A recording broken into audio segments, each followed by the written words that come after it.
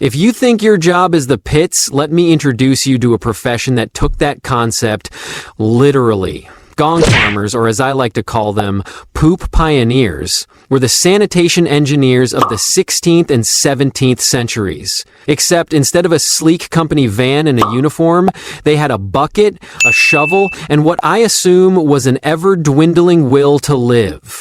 Picture this. It's the dead of night. Everyone is tucked away in their homes, oblivious. That's when the Gong Farmer strikes, or more accurately, scoops. Their mission? To clean out your cesspits and privies, hauling away the night's harvest before the sun rises. But here's the kicker. This wasn't some ragtag job for the unlucky. Gong Farmers actually earned decent money for their services. And honestly, they deserved every penny. Imagine spending your nights waist deep in, well, let's just say it wasn't chocolate pudding. Of course, this came with some drawbacks.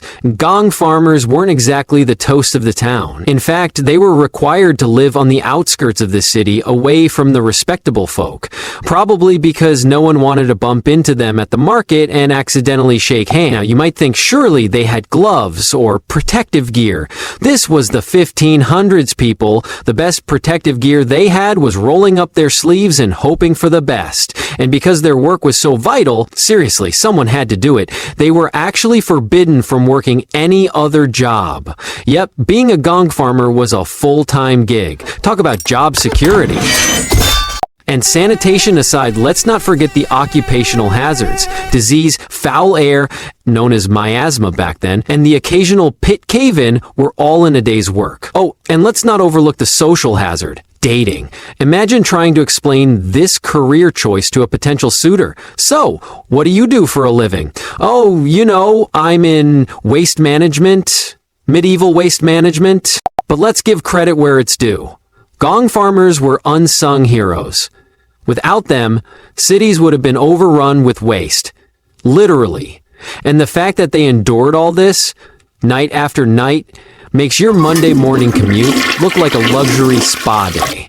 So, next time you're annoyed by a traffic jam or a slow internet connection, just remember, at least you're not scooping human excrement in the middle of the night. Okay, buckle up for this one, folks. If you thought sorting your laundry was a pain, let me introduce you to the glamorous world of the chicken sexer. Yes, you heard me right. This was and still is a real job where people spend their entire day figuring out whether baby chicks are boys or girls. Intrigued? Confused? Now you're probably wondering, how do you even tell if a chick is male or female? Great question. And let me tell you, it's not as simple as checking under the hood. Baby chicks don't exactly come with user manuals. Instead, chicken sexers rely on something called venting. I won't go into too much detail, but let's just say it involves looking very closely at parts of the chick most of us would rather not think about. But wait, it gets better. Chicken sexers are fast, like lightning fast. The top pros can sex up to 1,000 chicks an hour.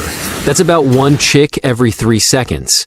Meanwhile, I can barely pick out an avocado at the grocery store without overthinking it for 5 minutes. And here's another fun fact. This job pays surprisingly well. Back in the day, chicken sexers were considered elite workers in the agricultural world. Some even made more than doctors.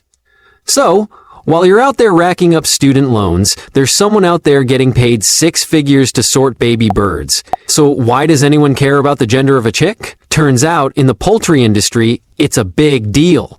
Female chicks? They're the Beyoncé of the barnyard, destined to lay eggs and keep the industry running. Male chicks, on the other hand, well, let's just say they're not exactly the stars of the show. Sorry, boys.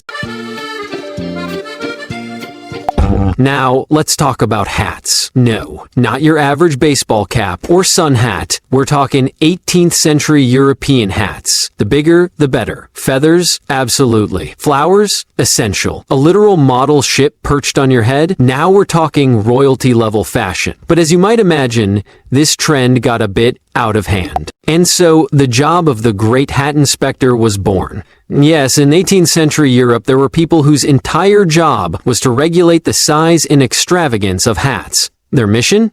to make sure no one's hat outshined the king's. Because apparently, fragile egos weren't exclusive to Instagram. The rules were strict. Your hat couldn't be taller than a certain height, wider than a certain width, or, God forbid, more glamorous than what royalty was sporting. Violators faced fines, public humiliation, and, worst of all, the loss of their precious hat.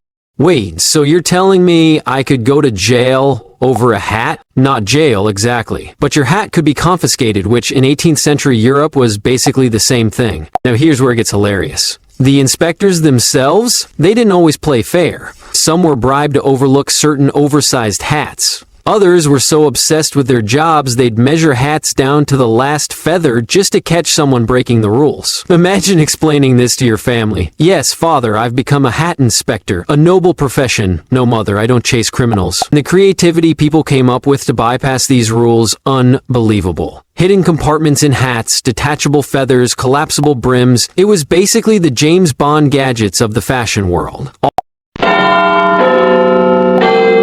Alright, let's take a sharp turn from hats and head straight into surgery. Or, as it was known back in the medieval days, Barber Surgeon essentials. That's right, your friendly neighborhood barber wasn't just cutting hair or giving you a clean shave. Oh no, they were also your local healthcare provider.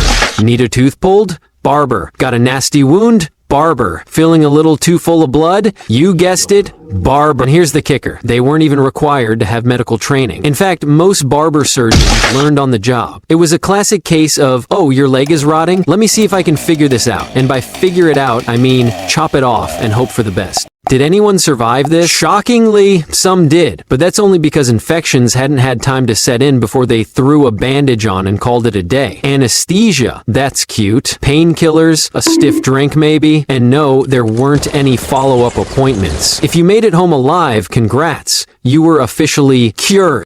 Barber surgeons offered a range of services that make today's salons look like child's play. Haircuts, beard trims, bloodletting, tooth extractions, minor surgeries, and my personal favorite, amputations. All done with the same tools they just used to cut someone's bangs. Hygiene? Never heard of her. If you were lucky, your barber surgeon had some experience and wouldn't accidentally cut off the wrong body part. If you were unlucky, well, let's just say you'd leave with a bad haircut,